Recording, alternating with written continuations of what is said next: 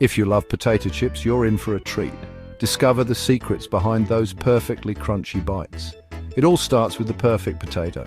Factories choose spuds based on size, shape and texture. They arrive fresh from farms and go through a serious spa day, washed and sometimes peeled depending on the chip style.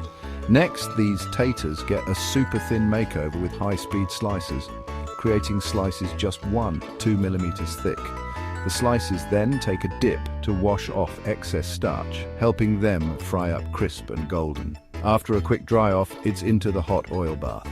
At around 350 degrees Fahrenheit, the slices transform into crunchy chips in no time. But wait, there's more. Freshly fried chips get a seasoning shower, from classic salt to bold barbecue, and are then cooled to lock in that perfect crunch. Finally, it's off to packaging, where the chips are bagged with nitrogen to keep them fresh and crispy. Quality checks ensure every chip is up to snacking standards before hitting the shelves. So next time you munch on a chip, remember the journey it took to reach you.